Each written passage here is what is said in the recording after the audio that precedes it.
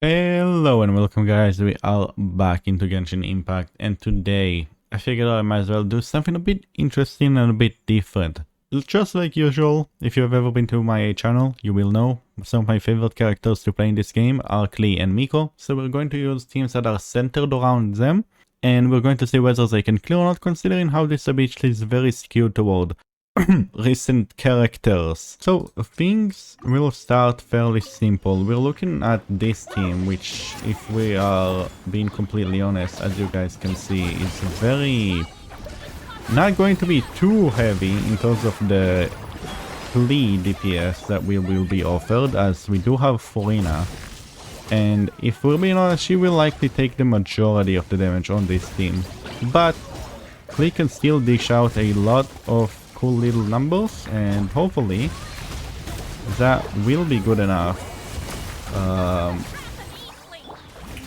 to help the team. And in terms of application of pyro, which are needed for this boss, for example, and stuff like that, then hopefully Klee is able to offer something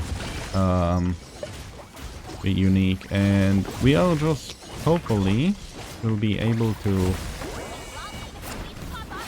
kill this thing fast and on time. Damn, Lally Shield really hung in though. And die! There it is. Took a while. Okay, and now for second half, we do have an interesting team. I actually figured I may as well go with Cookie rather than the usual option for me, which would have been Fischl, because Cookie is actually fairly decent in this one for the shields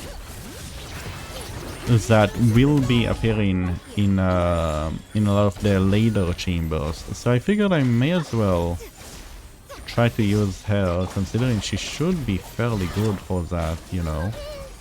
And it will actually showcase much more of Miko's ability to do damage, rather than maybe, you know, someone like Fischl taking off the glory when she is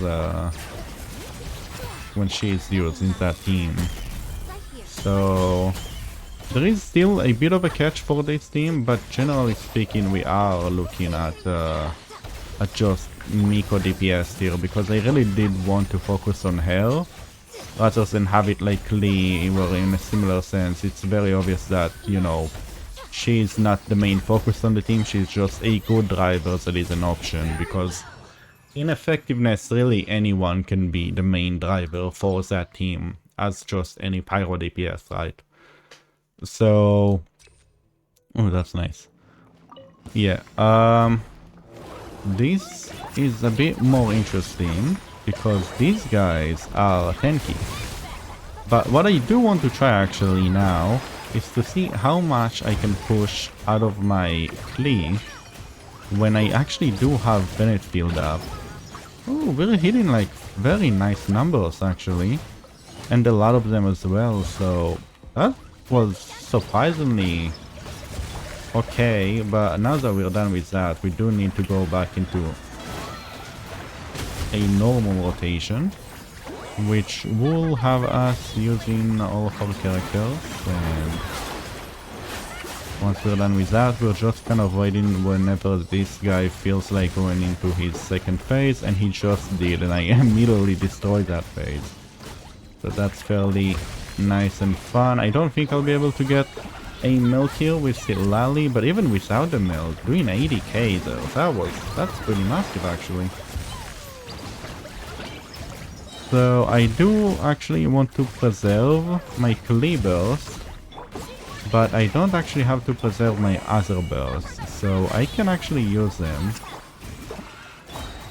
So, and this guy should be going down fairly quickly. There it is. So we got a bit of damage out of the way, and again, fairly comfortable clear, lower than the required minute and a half. So we are clearing fairly decent on time, but this half should be the one to pick up pace for us, and For this reason, we do have Shinobu on the team. Cookie, hopefully we are able to pick up.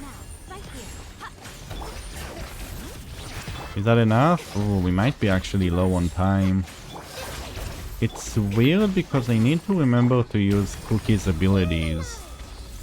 And when you're not using Hyper Bloom, I feel like it gets very confusing very fast, like what is your uptime and all of that. But generally speaking, it shouldn't be too difficult. I just need to remember that I also want to remain relatively close to this guy. And we can already summon Nahida Field, is what I think. And if I get my burst, that should be enough to take him down. And it is, and now I can burst. I probably should have. Yeah, use Shilonen would have increased my DPS significantly, but with 20 seconds left, we are more than able to clear him on time. And now we're going to the last one. Should be a relatively easy and simple clear. We're just gonna use summon Furina and her minions, and then for the rest of it we're just gonna normal with Klee and her ult. Should be more than fine. Yep, we are able to get the break, and because we are able to get a break, we are able to get all of our ults back, which should be making the rest of this clear very easy and comfortable. As you can see, it's already down to half HP, and even though I'm not hitting the greatest number on Klee, I am hitting very nice numbers on Furina, so I think that trade is fairly worth it. And once we have everything up again, we should be taking this dude down. Again, you saw that was like 240Ks in a row with Klee, so her numbers are pretty nice and they're decent, but I still think they are probably lower than the numbers that Furina offers to the team.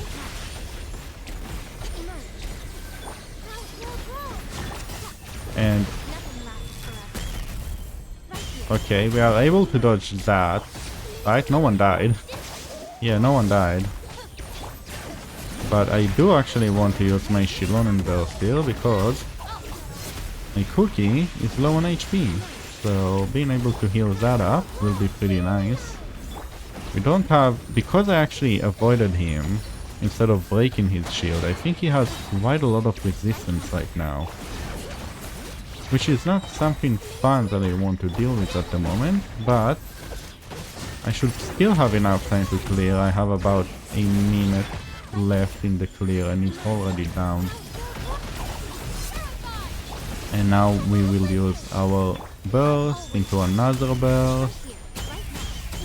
Yeah, we're doing only about half of the damage that I would ideally like to do. But again, with 40 something seconds remaining, I think we should still be rather fine. And I do want, yep, to preserve my Cookie burst for if he decides to go into this phase.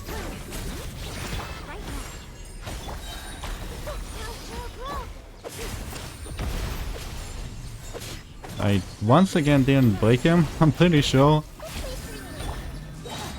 Just not enough application, but with the Nahida burst,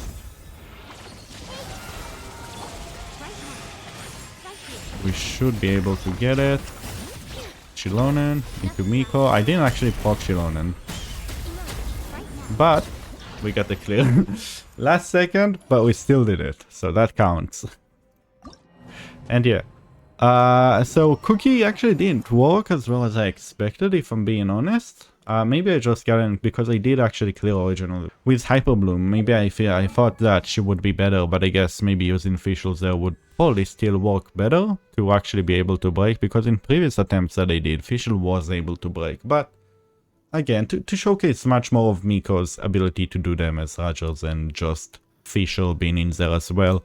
But we also had a bit of a nerf to my Nahida. If we go over our builds real quick, my Nahida was actually on Magic Guide level 1, and that is to kind of lower her own DPS for the fact that she gives so much extra to the team with the fact that you do have C2, and she is triple crowned. But yeah, still her ratio and her damage are still okay. She's doing only about 60% of the damage she would do if she had her signature weapon. And yeah, let's go over the rest of the builds. We have Miko, very nice crit ratio on the signature weapon, gilded C2 and double crown. And triple crown on Shilon as well, C0, Cinder City on Fav, and the ratio is pretty okay as well. Klee, decent enough ratio. Wizloss Prayers, Lava Walker, C2, and triple crown once again. All the triple crowns are today. We had Sitlali, double crown, C0 on Cinder City, on Sackfrags as the weapon of choice, and decent crit ratio as well. For a support, that is very nice. We have Furina. Furina is on a decent crit ratio. We are on a free-to-play weapon, fishable, golden trope, C0, and double crown as well. And our cookie is on level 8, C5 on flop, because she is just straight up on my normal Hyperbloom build. I didn't change that one. And we also had Bennett, the classical, again, normal, good crit ratio, decent ER, on Miss Splitter, Noblesse for the set, C6, and crown on the burst. But yeah, as you can see, like, while this Abyss is, I would say, probably in a way harder than the previous ones, because I do think there is a lot more things that can kill you on this one. The fact that you can and are able to use other characters, you know, as long as you have a form of melt for this one, as long as you have a lot of DPS on this one, or just a lot of iframes, you're more than fine.